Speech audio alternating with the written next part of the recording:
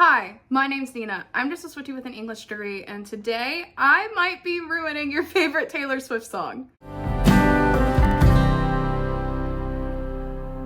Today we're going to go over Cowboy Like Me, which was on Evermore, which was released in December of 2020. I come to you today asking, was Folklore and Evermore fictional, or just a little fictional? I am of the mindset that it was just a little fictional, and we're going to talk about why. Since the Tortured Poets Department came out, we have so much new information to look through the songs that have come before. Just the reason that I am specifically looking at Folklore and Evermore is because in Guilty as Sin, which, came out in the Tortured Poets Department, she states, I keep these longings locked in lowercase inside a vault. In lowercase inside a vault. And we know now that she was potentially, most likely talking about her want for a second chance or want of a relationship with Matty Healy. In lowercase inside a vault is very important because Folklore and Evermore, both of those albums their titles are in lowercase. And we know that vault tracks are what she releases on Taylor's versions for secret songs that she held back. So potentially we know that there are vault tracks from Folklore and Evermore that could relate to her secret longings for Matty Healy. Also, from the Tortured Poets Department and Fresh Out the Slammer, she says that she swirled you into all of her poems. So I think it's fair for us to go back at Folklore and Evermore specifically because she pointed those out in lyrics from the Tortured Poets Department. So that's what I did. And Cowboy Like Me is not what we thought it was, and we're gonna talk about it. So let's get into it. And before we get into the actual lyrics, we have to go back to February 12th of 2020, the NME Awards, where Matty Healy and both Taylor Swift attended. This is important because Matty Healy gives an acceptance speech at this award show, and he specifically states and tells the crowd to be a cowboy instead of a farmer, as in like in music, to continuously be an innovator. Let's look at it. My hero is like Brian Eno, and he kind of splits art into kind of two categories, like cowboys and farmers. And farmers, like to cultivate their thing and keep it the same. And cowboys like to kind of go out and find new pastures. And I think that there's so many incredibly, wonderfully talented people in this room. And I don't have any advice because I'm really scared and I feel really small. But my only advice would be just be a cowboy. So be a cowboy. We know that Matty and Taylor reconnected at this event. We can see them interact here. So my question for you while we go into this is this acceptance speech where Cowboy came from? Was Taylor Swift sitting in that audience? Did she see this acceptance speech by Matty Healy? Had she had some type of friendship relationship with him before? And had she always in the back of her mind wondered, what if with Matty Healy? And is this where You're a Cowboy Like Me originated? I don't know. We have to go through it, but let's get into it now. And the tennis court was covered up with some tent-like thing. This court was covered up with some tent-like thing. We're gonna start here because even just in this first two lines here, I think that this is really important. Why in the world would she be talking about a tennis court here? Why wouldn't she just say that there was a tent-like thing placed in a field? I think that she chose a tennis court because this is a game that's played between primarily two people. It's a place where games are physically played, and it's a place that you could meet your match. So they have taken this place where games are played, where you can meet your match, and they have fancied it up by putting a tent-like thing over it to also make something that feels impermanent more permanent.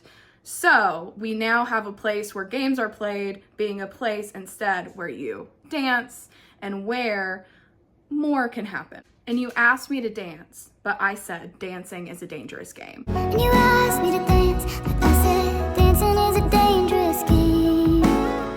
In this next part, I think that she is expecting for this to be like any other male interaction. I think that she is almost flirting with him, like, oh, dancing is a dangerous game, but she doesn't anticipate that she has met her match here. And she continues with this by saying, oh, I thought this is going to be one of those things, but now I know I'm never going to love again. One of those things. Now I know It is completely not what she was anticipating at all. Meeting this person, dancing truly was a dangerous game this time. It wasn't just flirty nonsense. Now her entire life has changed. What does this mean? I've got some tricks up my sleeve. It takes one to know one. You're a cowboy like me. It takes one to know one. You're a cowboy like me. So now we have our first mention of the cowboy lyric, which is a direct throwback to the Matty Healy speech that we see at the NME Awards from February of 2020. Just be a cowboy. It's interesting. It's extremely interesting that he mentions being a cowboy instead of a farmer, and she comes out less than a year later in December of 2020 and has "You're a cowboy like me" and has that as a lyric. Interesting. You're a cowboy like me, never wanted love, just a fancy car. Never wanted love, just a fancy car.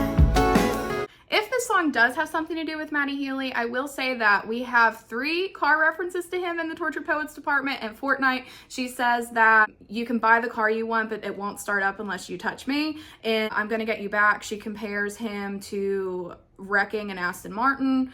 And in Love of My Life, she states that he wrecked her party and his rental car, which he did. Funny fact, he did. He actually did wreck his rental car. So I find that the mention of never wanted love, just a fancy car is kind of interesting because we have a lot of car references with Matty Healy in Tortured Poets, don't we? If you look at this more deeper, never wanted love, just a fancy car could mean that you are working towards money. You're working towards fame. You're not thinking about falling in love. And honestly, if your goal is success, you could be completely derailed by falling in love. So that could be something that you don't actually want. Now, 2 of my favorite lines. Now I'm waiting by the phone like I'm sitting in an airport bar. Now I'm waiting by the phone like I'm sitting in an airport bar. What does that mean? So she is waiting by the phone. The only reason why you wait by your phone is if you're waiting for a call, like she's sitting in an airport bar. The only reason why you would be sitting in an airport bar if you are awaiting your flight to take off. That's like the only reason. So she is literally waiting by the phone, waiting for the call that's going to allow her to take flight, to perhaps break out of her cage, to get fresh out the slammer. All of these things are possibilities that I'm thinking about now because we have the benefit of hindsight with the Tortured Poets department that we can now apply to this and think, what was going on 4 years ago? Now she follows this up with, you had some tricks up your sleeve. Takes one to know one. It takes one to know one. And remember previously she said, I've got some tricks up my sleeve. So they both have tricks. They both are very, very good at what they do. And it takes one who is good at what they do to appreciate when someone else is. And it takes one to know one. So I think this is very interesting, especially if you look at it from the possible Evermore is only fictional, not fictional point of view, because I do think, Evermore, we're using fake characters here. That is 100% true. These are fictional characters, but I just think there could be more involved with what we're seeing. And I think it's very fascinating if we look at it from that perspective, because if you are working towards success, if you're working in the music industry, it would take one to know one, wouldn't it? You're a cowboy like me, perched in the dark. Boy like me, perched in the dark. To be perched in the dark, I feel like to be perched means that you are literally on the precipice of something. You are waiting to physically take off, like you are waiting to jump. That is when you would be perched. So you're a cowboy like me, you're perched in the dark, you are just waiting in the darkness, waiting to potentially jump, telling all the rich folks anything they want to hear. Like it could be love. And all the rich folks, anything they want to hear, like it could be love. And this, again, I think could be related to the music industry, telling all the rich people whatever they want to hear because you want to continue to be successful. And you do need people to back you. Then I could be the way forward only if they pay for it. Pay for it, only if they pay for it. And this line I found so interesting if we're looking at it from this potentially being like somehow coded to Matty and Taylor. I could be the way forward only if they pay for it. Like could be stating that she alone could be the way forward, but only if the people, like her fans, pay for it. She could be saying that, yes, I could continue on, I could continue to be doing this, I could continue to be successful, but only if they keep paying for it, knowing that one day it's going to stop. I mean, we know what happened in 2017 when her cell was filled with snakes and everything happened with Kanye and Kim Kardashian and all of that happened. We know what happened. So she recognizes that this can change. It's not permanent. But who she loves for the rest of her life, that is permanent, and that is something that she wants to have some control over. So I think that this is interesting when you think about it from that way. You're a bandit like me, eyes full of stars. You're a bandit like me, eyes full of stars. Where have we seen starry eyes before? Most recently, we saw starry eyes mentioned in Love of My Life, which we now believe is about Taylor Swift's breakup relationship with Matty Healy. So, could this be a throwback to the same person? Could he have had eyes full of stars, which made her starry-eyed? I think it's possible. In Love of My Life, Taylor Swift says, I thought I was better safe than starry-eyed. I thought I was better safe than starry-eyed. And now we have Eyes Full of Stars in Cowboy Like Me, written in 2020, which was 4 years earlier. It's just a question. It's just a question. The next two lines are, hustling for the good life, never thought I'd meet you here. Hustling for the good life, never thought I'd meet you here. I think that this definitely could be referring to fame, right? Because you were literally hustling for the good life. Of course, it could refer to con men and bandits and thieves and things like that as well, but also something interesting to think about it. I was thinking about the act of like conning people and how it could potentially be related to celebrity. Not saying that celebrities like con us, but it is very interesting to think that we either love or don't like celebrities even though we've never even like met them, right? So you could say that they are conning us to love them and like them even though we don't actually know them. Of course, Taylor Swift's not doing that to me. I feel like I know her.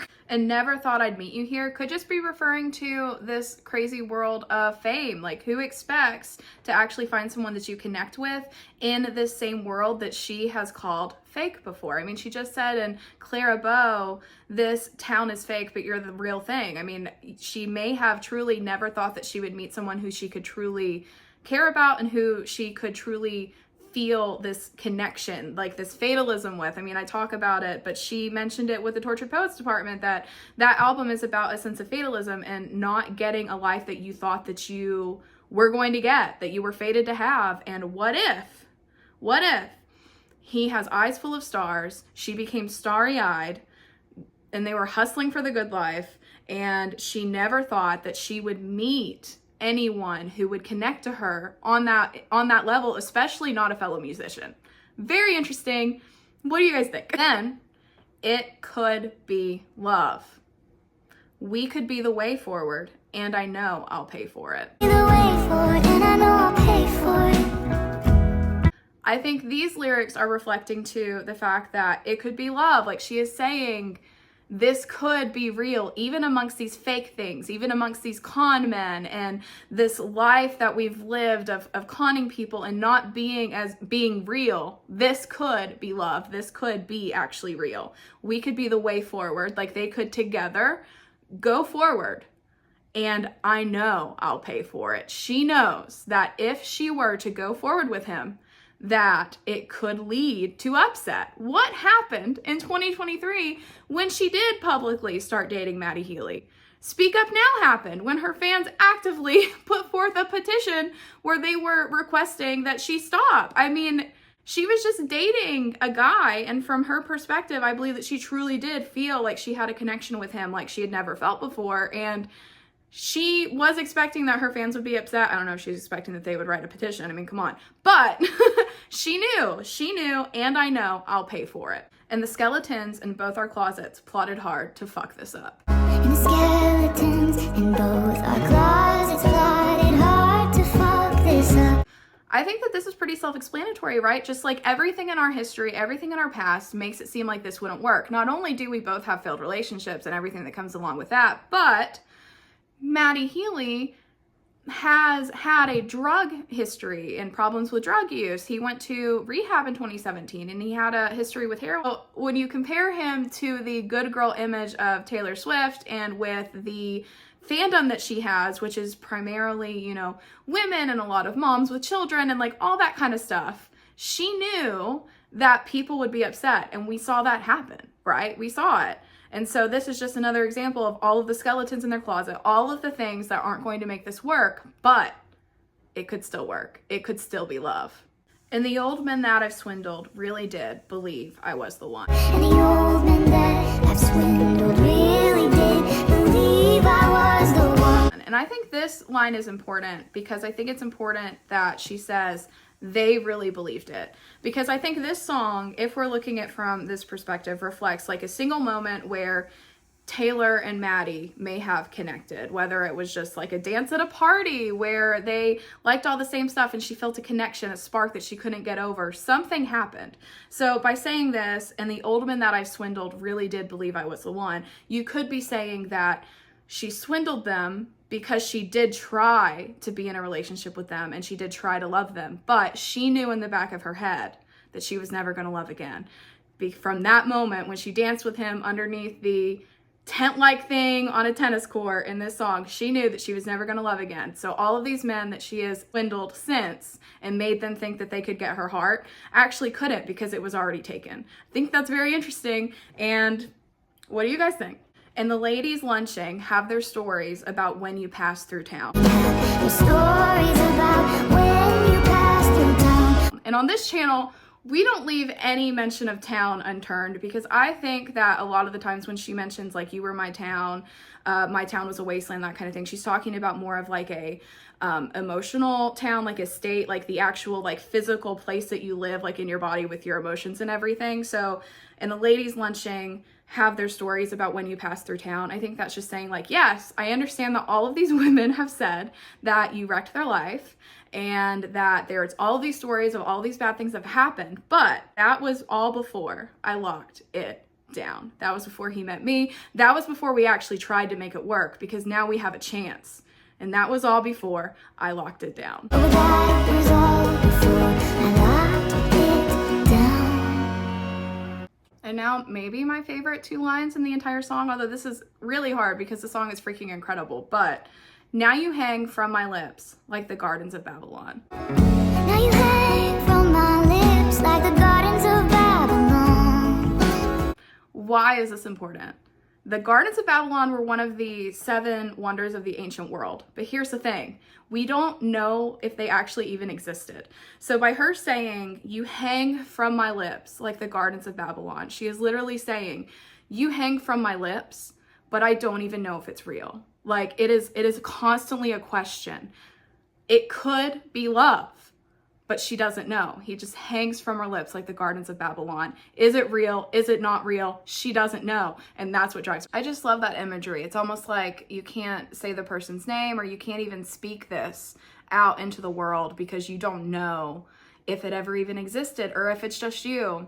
I just love that imagery of using the gardens of Babylon to portray that. It's just such a beautiful metaphor for wondering if something is real or if it's just you. Then the next 2 lines are, with your boots beneath my bed, forever is the sweetest con. With your boots beneath my bed, forever is the sweetest con. And of course, I think we know what forever is the sweetest con is, because it could be love, right? So they could essentially stay forever. And I think it's an interesting viewpoint on love that love itself could be a con, I guess, because you are tricking someone into ignoring the worst things about you, right? Forever is the sweetest con. You are choosing to be with this person forever, and you have tricked a person to essentially love you. And I think that that is very interesting. But also, with your boots beneath my bed, I found very interesting too, though, if we look at this from the perspective of where we are in time now with the Tortured Poets Department, because do you know what was most recently under her bed? It was a gun. There was a gun beneath their bed in Smallest Man Who Ever Lived. Sleep with a gun underneath our bed. Right? So I find that interesting. Is this another parallel? Are the parallels paralleling? I think so, honestly. I think that it is very possible. And I would love to know what you guys think too. Then she follows that with, I've had some tricks up my sleeve. Takes one to know one. You're a cowboy like me. Takes one to know one. You're a cowboy like me. And I just love this repetition, the you're a cowboy like me, and then she follows it with, and I'm never gonna love again. I'm never gonna love again. I'm never gonna love again. I'm never gonna love again. And just think about this song. Okay, so just, what do we think? Do we think that this is possible? Do we think that Taylor Swift was sitting in the audience at the NME Awards on February 12th of 2020, and Matty Healy gave his speech saying to be a cowboy, not a farmer, to innovate, to cultivate, to be a cowboy, and she thought, what if it could be love? What if it's just a question? It's just a question. What do you guys think? I'm really interested in hearing what you guys think about this possibility for a cowboy like me.